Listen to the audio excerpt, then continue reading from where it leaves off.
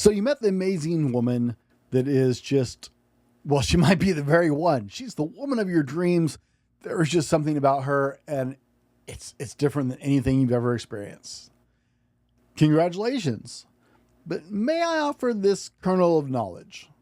The most important choice you're ever going to make in your whole life is who you're going to spend your whole life with. She could be amazing, and I have no doubt she is, because you're like, wow, this is totally different than anything else I've experienced. But how well do you know her? I'm not saying you don't know some things about her, but I would wager good money you don't know all the things you should know before you say I do. So in this episode of the Fallible Man Podcast, I'm going to share 26 conversations you need to have before you say I do. Let's get into it. Here's the $1 million question. How do men like us reach our full potential, growing to the men we dream of becoming while taking care of our responsibilities, working, living, being good husbands, fathers, and still take care of ourselves? Well, that's the big question, and in this podcast, we'll help you with those answers and more. My name is Brent, and welcome to the Fallible Man Podcast. Now, I frequently share tips to make marriage better on this show, but I don't always share a lot of dating advice or advice for people who are early in their relationships. Well, it's because I've been married for 23 years now, and we've been through good times and we've been through some bad, and we're still going on strong. And some of you may know I was a youth minister at one point, but what you may not know is I've also served as an officiant for multiple weddings and done premarital counseling with couples as well. I don't offer a lot of dating advice because I'm a long ways removed from dating, but there are some core things about relationships that I've learned both as a married man and as a minister and a couples counselor and working with young people about the ever so important before you say I do portion. Now, you probably know this woman really well. I had one couple that they had been living together for like 2 years. They're like, oh yeah, we know everything about each other. There's nothing we haven't talked about. They're divorced. That lasted like 2 years. So guys, I know you may think you've covered it, but one of the things that happens when you get into this amazing portion of your life is you get kind of blinded because it's so amazing that you kind of get some love glasses on and breeze over some things and just honestly don't even think about some things.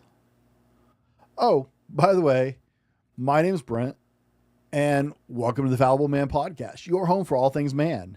Big shout out to Fallible Nation. That's our regular listeners, and a warm welcome to you if you're a first time listener. Hey, thanks for checking us out. There's a lot competing for your attention, so we really do appreciate you giving us a chance. Be sure and connect with me at the Fallible Man on most social media platforms. And I'm especially active on Instagram and Facebook, so you can check me out there. Connect with me. Let me know what you thought of the show. If you get something good out of the show, the most amazing thing you could do, you could leave a review, but the most amazing thing you can do is share it with someone else who might benefit from it so we can help serve more men. Now, let's get back on task here. What I found out in all these years is a lot of couples miss some really, really important conversations before they say I do. Now, to their credit, very few people are going to actually tell you you need to have these conversations. You need to talk about these things.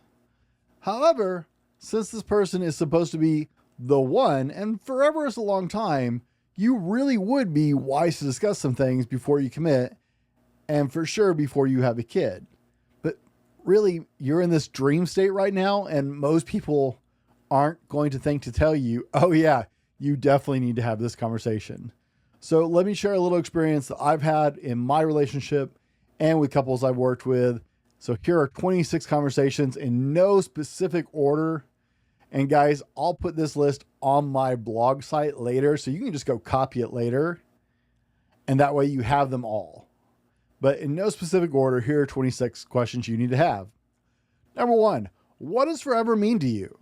If you both don't share the same definition of what I do and forever actually means, you could be in trouble. My wife and I both came from a very similar background. We had a very definitive idea that when we said I do, that was it. That was forever. But that's not always the same thing for everybody in modern era. So be sure and have that conversation, because if relationships or marriages are disposable and there's an easy out for her and not for you, or vice versa, you guys could be starting in a bad place. Number 2, what is your faith and how important is it to you? This is an important conversation. If you come from 2 different faith backgrounds, what's that going to look like for you? How does that affect your relationship? How does that affect your future together, your kids, if you have kids, et cetera, et cetera? This is an important conversation that can really, really make a huge difference. How do you feel about connections with the opposite sex? This is number 3. Like casual friends, longtime friends, ex-girlfriends. What are the boundaries with people of the opposite sex? I knew a couple that they wouldn't even get a massage at a professional massage place, not a happy ending kind of place, but a professional massage place from a person of the opposite sex, because for them, that was just off limits. My wife, when she got together with me, I have 3 female friends, 2 of which have been my friends for 4 times longer than I've known my wife, probably, or 3 times longer than I've known my wife. And so that was something we had to talk about, was how she felt about that. And was she okay with that situation? Because a couple of them were lifelong friends. They still are to this day. Number 4, what are the boundaries of a healthy sex life? Gentlemen, yes, please is not the answer here. People have different ideas based on their faith or their experiences of what is and is not okay in the bedroom once you say I do. You don't, this is not something you want to fight about in the after hours, guys. So whether you're already experiencing that or you're waiting for marriage, let's hope you are, guys, you got to have this conversation, because if you want to have like a, monkeys swinging from the chandelier kind of sex life, and she wants a real simple sex life, or vice versa, or her faith says, yeah, this is okay and this is not, and yours doesn't, well, that could be a problem in the future for you. Number 5, do you want children? If so, how many? This is a real conversation. If you both might want children, but you want 1 or 2 and she wants 6, or you want 6, you came from a big family and she's like, maybe 1, maybe 2. This is a conversation to have before. Number 6, or sorry, that was 5. Number 6, what does that look like when you have kids? If you're going to have children together, are you expecting her to be a stay-at-home mom? She wanting to be a stay-at-home mom? Are you both going to work? Are we talking about daycare, babysitters? What does that plan look like? Number 7, what are your dreams about the future? Maybe she comes from a background where security is really important to her. Her dad always had a stable, good job, 9 to 5, same company, 20 years, and you want to be an entrepreneur. Well, guys, I can tell you firsthand, that's not the most stable or secure life. So you guys need to talk about what that future looks like. If you want to start businesses, or she wants to start businesses, and you just want to go to work for your dad's company, you guys need to have that conversation and be on the same page. Number 8, how do you spend your free time? Do you hang out with friends? Do you have home time? Do you have date time? Do you have individual time? Do you have exclusive time? Do you have some time where you need to be separate, and because she needs some alone time and so do you, which you both will eventually? How does your free time get spent? If she's social and you're not, or you're social and she's not, that can actually be a big clash. So have that conversation beforehand. Number 9, are holidays and birthdays important to both of you, or either of you, or neither of you? If so, which ones? Maybe you're a Halloween guy like I am, but you could care less about Christmas. But she loves Christmas. This is a conversation you need to have.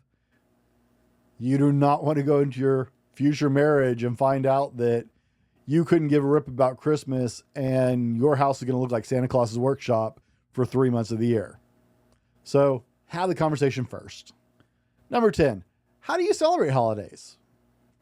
How do you expect that you two will celebrate holidays and spend holidays?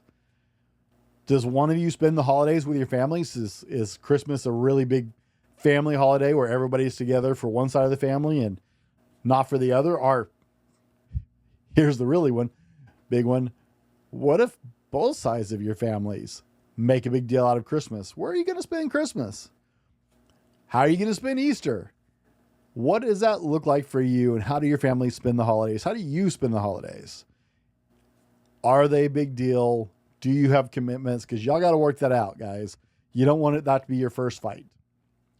What does a normal year look like? This is number 11. What does a normal year look like to each of you?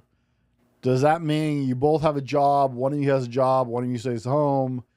Do you take vacations every year? Do you do short weekend trips to see family and visit people? What does that look like? 12. Since we're talking about visiting people, what are familial expectations?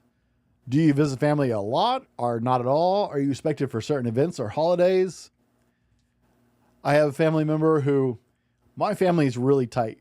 Like, we're super close. My siblings are some of the most important people in the world to me and some of my best friends.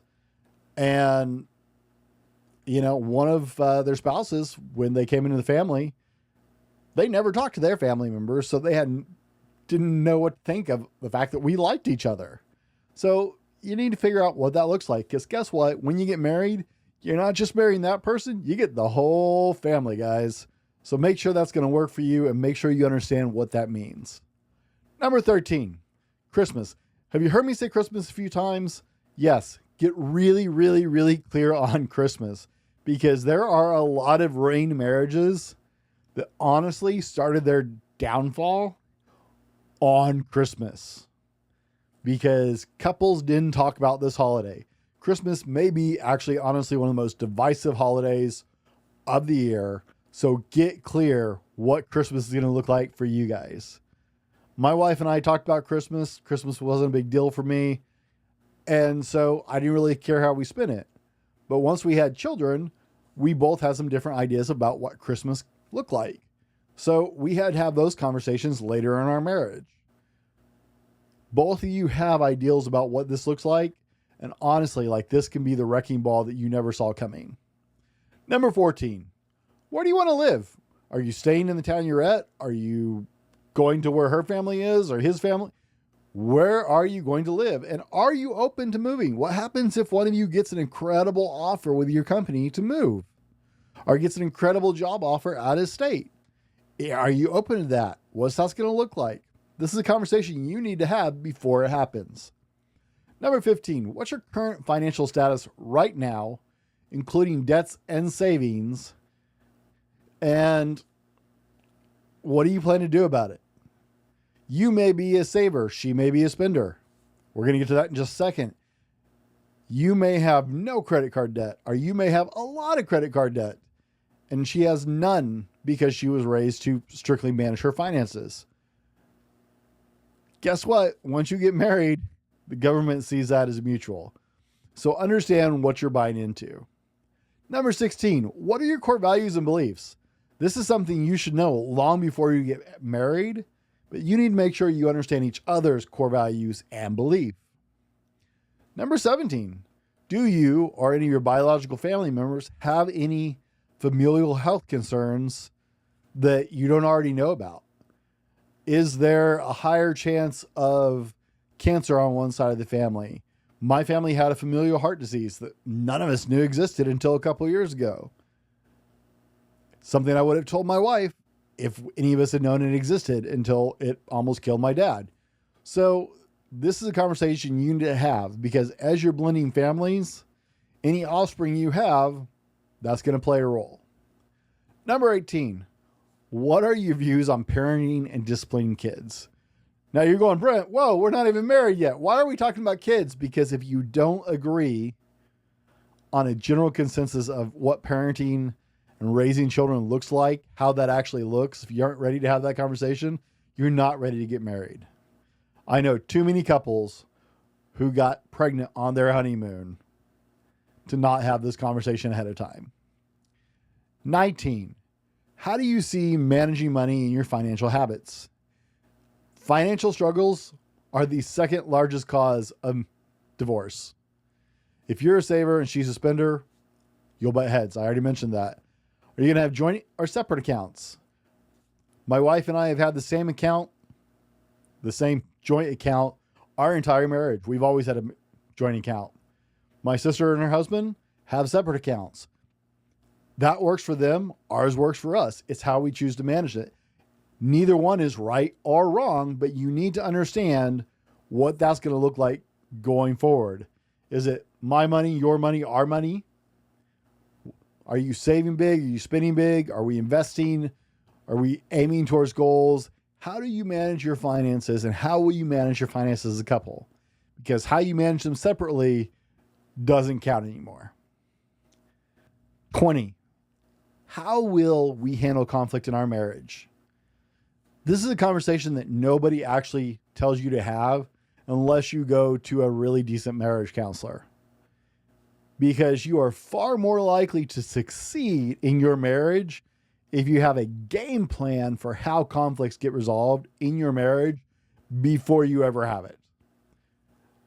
10 out of 10, this is one of the most important conversations you can have because it will give you a huge benefit and advantage going forward if you already have a game plan for handling conflicts in your marriage, because guess what? You're going to have them. 21. What's your deepest fears? Do either of you have abandonment issues, abuse issues, trauma from past relationships? Are you afraid of drifting apart? Have you experienced infidelity before or seen infidelity tear up one of your families? What are your deepest fears, and how are you going to commit to each other to make sure those things don't happen? 22. How do you handle in-laws? On both sides, guess what? Your in-laws, her in-laws, guess what? They're all going to want to say in your marriage, and they're all going to impact your life. And so you need to have a plan of how that looks in your marriage. What happens when your parents get older? Number 23. Do you have a group consensus on it?